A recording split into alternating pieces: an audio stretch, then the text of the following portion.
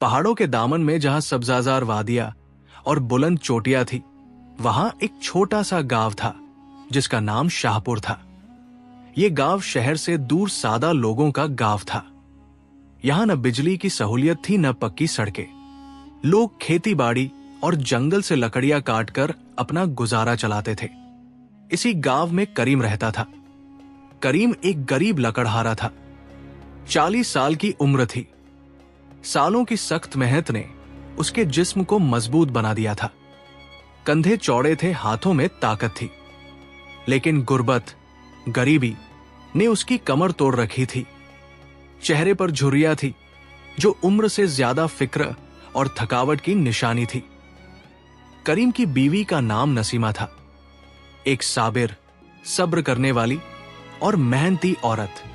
वो घर का सारा काम खुद करती, खाना पकाती, कपड़े धोती, बच्चों की देखभाल करती।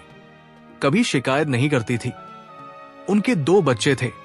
12 साल का बेटा उमर एक होशियार लड़का जो गांव के सरकारी स्कूल में 5वीं जमात कक्षा में पढ़ता था, और 8 साल की बेटी आमना एक मासूम सी बच्ची जो 3री जमात में थी।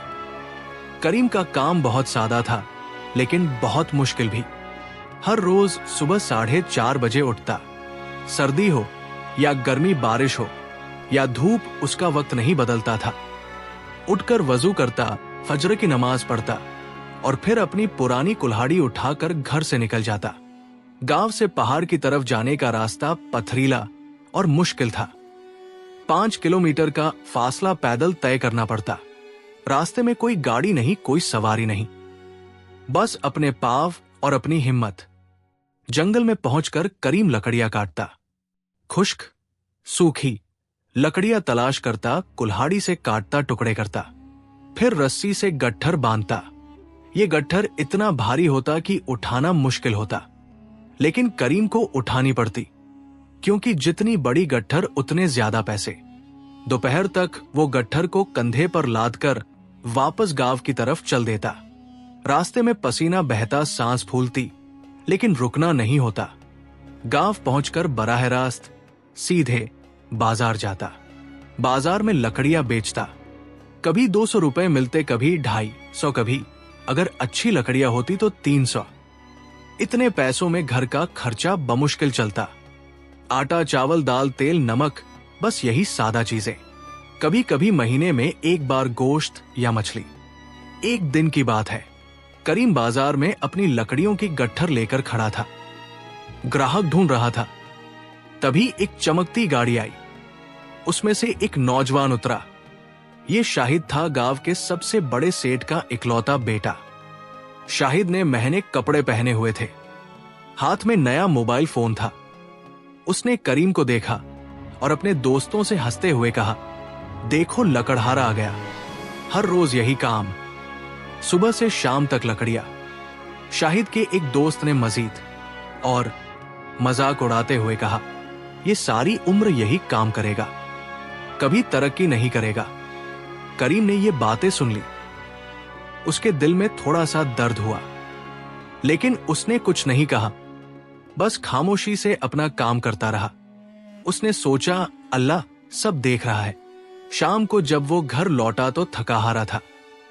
नसीमा ने खाना लगाया, सादा रोटी और दाल।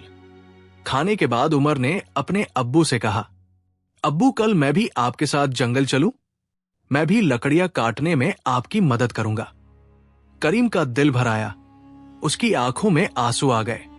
उसने उमर के सर पर हाथ रखा और कहा, नहीं बेटा, तुम्हारा काम पढ़ना है। मैं अपनी जिंदगी में नहीं पढ़ सका, लेकिन मैं चाहता हूं कि तुम जरूर पढ़ो। तुम बड़े होकर कुछ बनो। लेकिन अंदर से करीम परेशान था। उमर की स्कूल फीस 3000 रुपए बकाया थी। हेडमास्टर साहब ने कहा था कि अगले हफ्ते तक फीस न दी तो उमर का नाम काट देंगे। करीम ने नसीमा से कहा, कल मैं दोगुनी मेहनत करूंगा, 2 गठरियां लाऊंगा। किसी तरह पैसे जमा करने हैं। अगले दिन करीम पहले से भी जल्दी निकल गया। जंगल पहुंचा और तेजी से काम शुरू कर दिया। वो एक पुराने दरख्त, पेड़ के पास पहुंचा। उसने कुल्हाड़ी उठाई और जोर से जर्ब चोट लगाई। अचानक कुल्हाड़ी की जर्ब से जमीन में से कुछ चमका।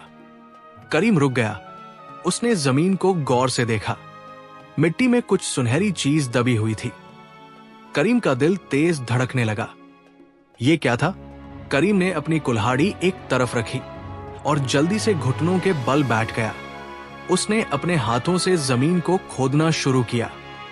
मिट्टी नरम थी। कुछ ही मिनटों में उसने एक पुराना मिट्टी का बर्तन निकाल लिया। बर्तन बहुत पुराना था। उस पर मिट्टी की तह जमी हुई थी। करीम के हाथ कांप रहे थे।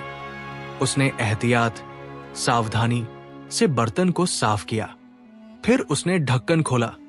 अंदर से सुनहरी चमक निकली। सोने के सिक्के, बहुत सारे सिक्के। करीम ने गिने 50 सिक्के थे। करीम हैरान रह गया। उसकी सांस तेज हो गई। ये क्या है? ये यहां कैसे आया? उसने एक सिक्का हाथ में लिया। सोने की चमक, वजनी सिक्का। ये असली सोना था। करीम के दिमाग में ख्यालात, विचारों की भीड़ लग गई। अगर मैं ये ले लूं, उसने सोचा, तो मेरी सारी मुश्किलें खत्म हो जाएंगी। उमर की फीस अदा हो जाएगी। आमना के लिए नए कपड़े ले आऊंगा। नसीमा के लिए सोने की अंगूठी ले आऊंगा। एक अच्छा घर खरीद लूंगा। करीम ने सिक्कों को फिर से देखा। कितनी दौलत थी ये। लेकिन फिर उसके दिल में एक आवाज आई, ये तेरा नहीं है करीम। करीम रुका। ये किसी और का है। तूने सिर्फ पाया है, लेकिन ये तेरी मलकियत, स्वामित्व नहीं। करीम ने अपने दिल की सुनी। उसने सोने के सिक्कों को वापस बर्तन में रखा। नहीं, उसने खुद से कहा, मैं ईमानदारी से जीता हूं। ये हराम है। मैं ये गांव के मुख्तार, मुखिया के पास ले जाऊंगा। उसने बर्तन को कपड़े में लपेटा और गांव की तरफ चल दिया। रास्ते में उसका पुराना दोस्त मुनीर मिला। मुनीर भी एक मजदूर था। अरे करीम, इतनी जल्दी वापस? मुनीर ने हैरत से पूछा। लकड़ियां कहां हैं? करीम रुका। उसने सोचा कि मुनीर को बताया जाए या नहीं, लेकिन मुनीर उसका बचपन का दोस्त था। मुनीर, मैं तुम्हें कुछ दिखाता हूं, करीम ने कहा। उसने कपड़ा खोला। सोने के सिक्कों की चमक। मुनीर की आंखें चौड़ी हो गई। ये कहां से मिले? मुनीर ने घबराहट से पूछा। जंगल में, जमीन में दफन थे। मुनीर ने चारों तरफ देखा, फिर आहिस्ता से कहा, करीम, तुम पागल हो गए हो। ये तुम्हारे पास रखो। किसी को क्या पता चलेगा? ये तुम्हारी किस्मत है। करीम ने सर हिलाया। नहीं मुनीर, ये मेरा नहीं है। ये अमानत है। मैं हराम की दौलत नहीं ले सकता। मुनीर ने करीम का बाजू पकड़ा। करीम, सोचो, तुम्हारे बच्चे भूखे हैं। उमर की फीस बकाया है। ये मौका हाथ से मत जाने दो। लेकिन करीम ने अपना फैसला कर लिया था। मुनीर, अल्लाह ने मुझे हाथ दिए हैं, ताकत दी है। मैं मेहनत से कमाऊंगा, लेकिन हराम नहीं खाऊंगा। ये कहकर वो आगे बढ़ गया। करीम सीधा गांव के मुख्तार हाजी साहब के घर पहुंचा। हाजी साहब गांव के सबसे बुजुर्ग और मुअज्ज, सम्मानित शख्स थे। करीम ने दरवाजा खटखटाया। हाजी साहब बाहर आए। करीम, तुम इतनी जल्दी? सब ठीक तो है? हाजी साहब, मुझे जंगल में ये मिले हैं। करीम ने बर्तन उनके सामने रखा। हाजी साहब ने खोला। सोने के सिक्के देखे। सुभान अल्लाह, हाजी साहब ने कहा। खबर फैल गई। लोग जमा होने लगे। ये लकड़हारा सोने के सिक्के वापस कर रहा है। कितने सिक्के हैं? 50। इतनी दौलत? भीड़ में शाहिद भी था। उसने तंज, व्यंग्य से कहा, बेवकूफ कहेगा। इतनी दौलत मिली थी और वापस कर दी। लेकिन हाजी साहब ने शाहिद को डांटा। खामोश, ये ईमानदारी है। फिर हाजी साहब ने करीम की तरफ देखा। उनकी आंखों में एहतराम, सम्मान था। करीम बेटा, तुमने बहुत बड़ा काम किया है। तुम वाकई एक ईमानदार इंसान हो। अल्लाह तुम्हें जरूर जजा, फल देगा। करीम ने सर झुका लिया। हाजी साहब, ये मेरा नहीं था, मैंने सिर्फ अपना फर्ज अदा किया। हाजी साहब ने सिक्कों को संभाला। मैं ऐलान करूंगा, देखते हैं कोई मालिक मिलता है या नहीं। करीम वापस घर की तरफ चल दिया, खाली हाथ। रास्ते में उसके दिल में थोड़ा सा अफसोस भी था, लेकिन उसका जमीर साफ था। घर पहुंचा तो नसीमा ने पूछा, इतनी जल्दी? लकड़ियां कहाँ हैं? करीम ने सारी कहानी सुनाई। नसीमा को यकीन नहीं आया। तुमने सोने के सिक्के वापस कर दिए? हां, करीम ने कहा। वो मेरे नहीं थे। नसीमा खामोश हो गई। उसने कुछ नहीं कहा, लेकिन उसके दिल में फख्र, गर्व था। उसका शौहर ईमानदार था, लेकिन मसला अभी भी वही था। उमर की फीस कैसे अदा होगी? सोने के सिक्के वापस करने के बाद करीम की जिंदगी में कोई तब्दीली, बदलाव नहीं आई। वो पहले की तरह सुबह सवेरे उठता, जंगल जाता, लकड़ियां काटता और शाम को बेचकर घर आता। 200-250 रुपए, बस यही रोजाना की कमाई। बल्कि मुश्किलें और बढ़ गई। एक हफ्ता गुजरने के बाद एक रात छोटी आमना की तबीयत खराब हो गई। वो रात भर करवटें बदलती रही। सुबह जब उठी तो बुखार था और पेट में शदीद, जबरदस्त दर्द हो रहा था। अम्मी, मेरा पेट बहुत दर्द कर रहा है, आमना रोते हुए बोली। नसीमा ने फौरन करीम को बुलाया। करीम, आमना को कुछ हो गया है, इसे डॉक्टर के पास लेकर जाओ। करीम ने आमना को देखा। उसका चेहरा पीला था, माथा गर्म था। फिक्र न करो, मैं अभी डॉक्टर के पास ले जाता हूं। लेकिन करीम के पास डॉक्टर की फीस के पैसे नहीं थे।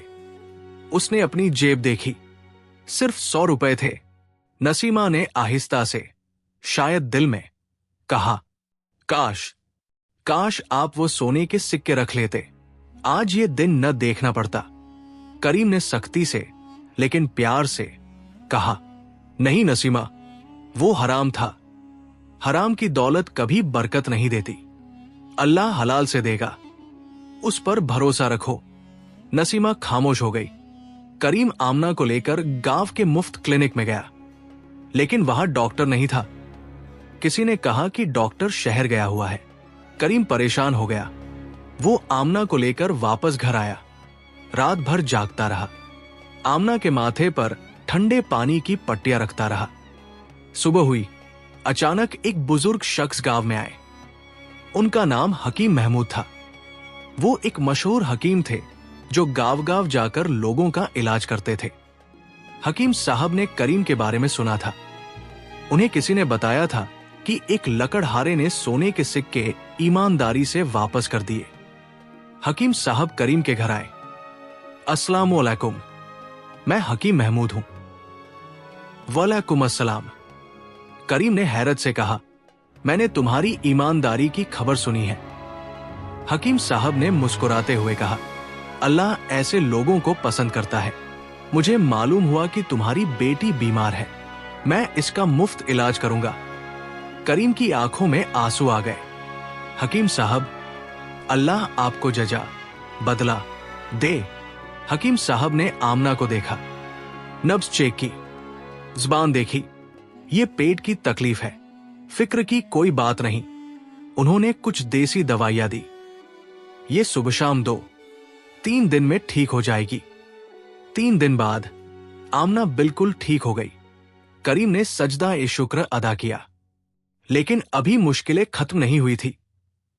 उमर की स्कूल फीस अभी भी बकाया थी। हेडमास्टर ने आखिरी वार्निंग दे दी थी। एक दिन करीम जंगल से लकड़ियां लेकर आ रहा था। अचानक गांव में बहुत शोर था। लोग एक जगह जमा थे। करीम ने एक शख्स से पूछा, क्या हुआ? एक बड़े अमीर ताकिर व्यापारी आए हैं। उनका नाम हाजी अब्दुल रहमान है। वो करीम लकड़हारे को ढूंढ रहे हैं। करीम हैरान रह गया। कौन? क्यों?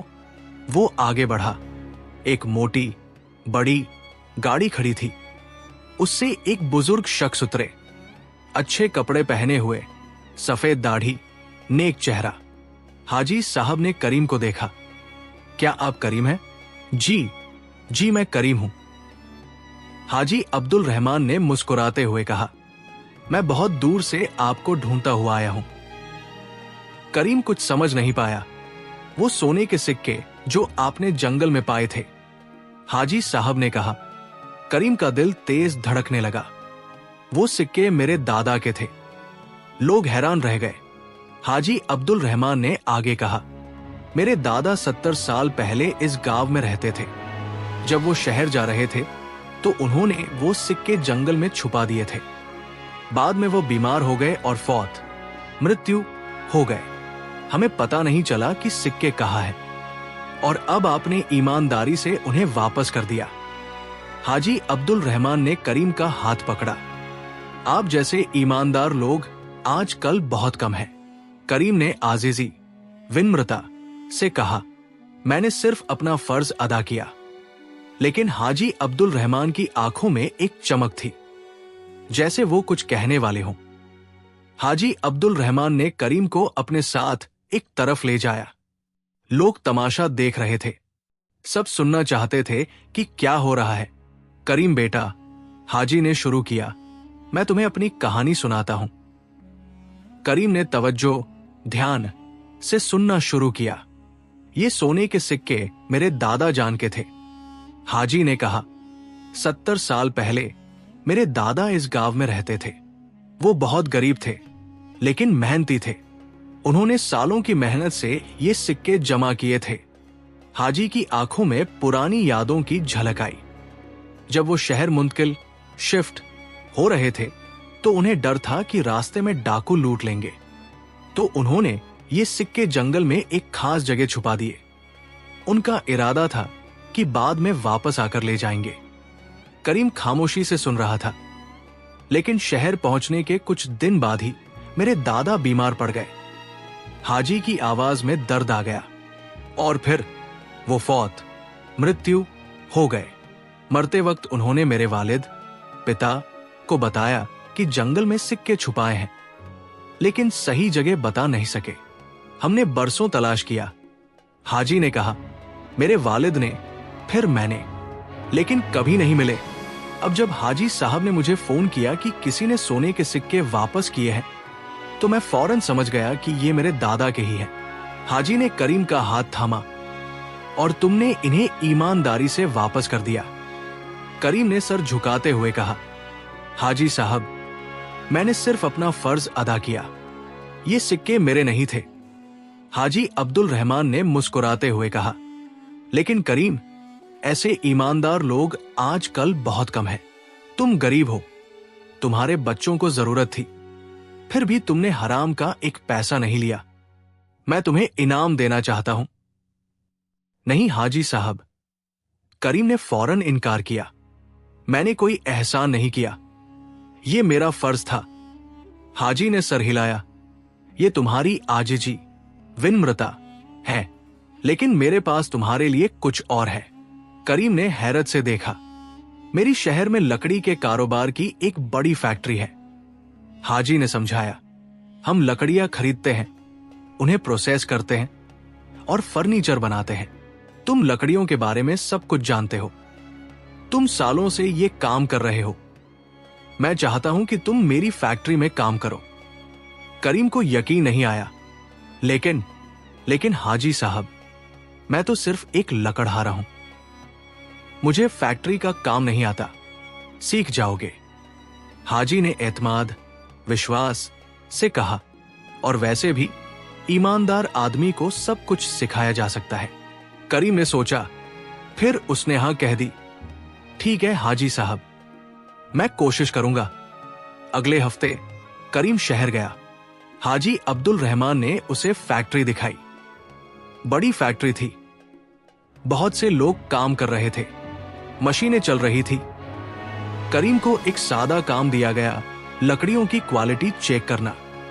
पहले महीने के आखिर में जब करीम को तनख्वाह मिली तो उसकी आंखें चौड़ी हो गई। 25,000 रुपए।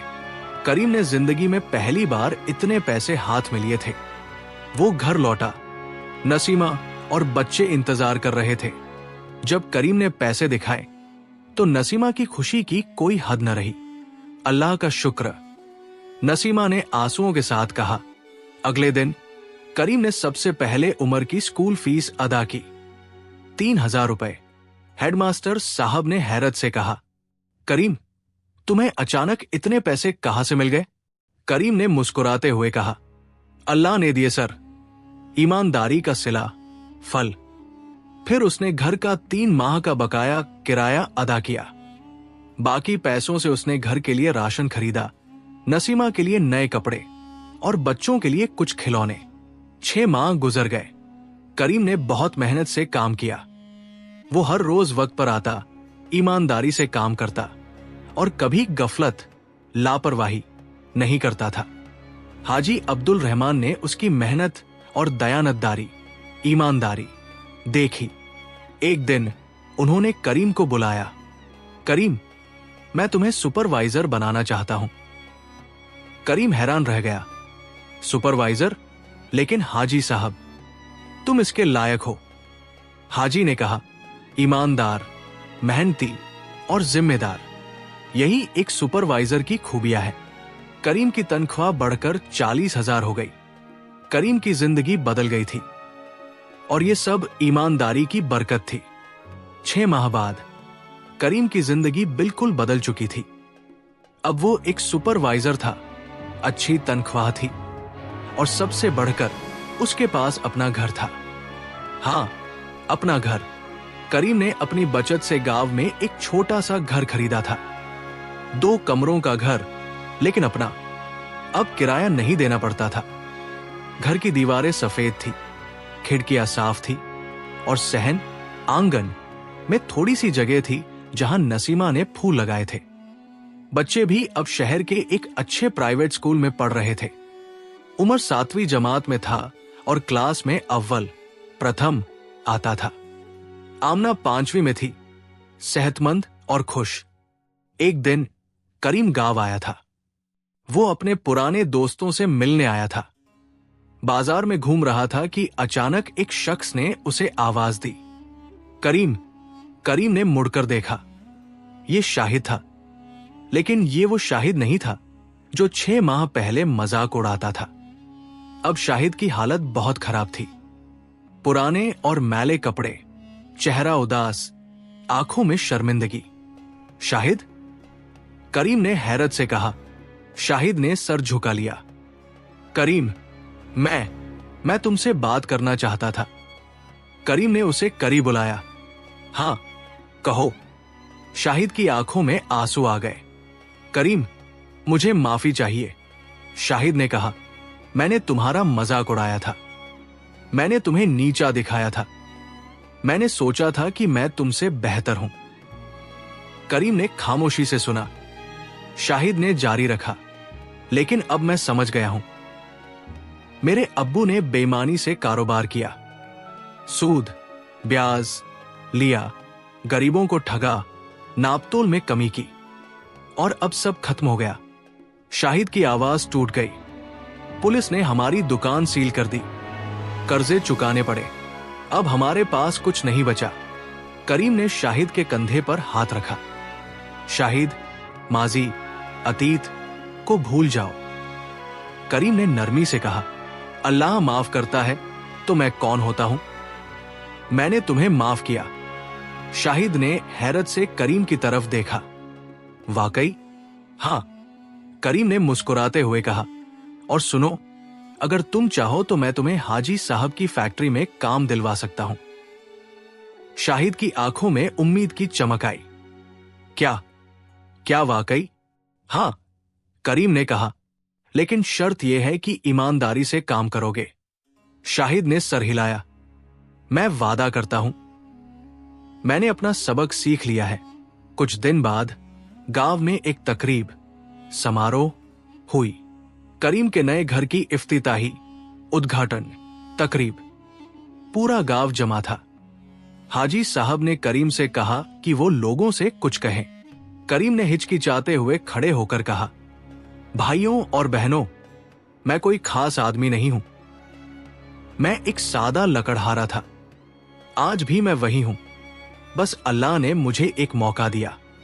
लोग खामोशी से सुन रहे थे। मैंने जो कुछ पाया वो 3 चीजों से मिला। करीम ने कहा, पहली चीज ईमानदारी। मुझे सोने के सिक्के मिले, लेकिन मैंने वापस कर दिए क्योंकि वो मेरे नहीं थे। दूसरी चीज सब्र। मुश्किलें आई, लेकिन मैंने हिम्मत नहीं हारी, अल्लाह पर भरोसा रखा। तीसरी चीज हलाल मेहनत।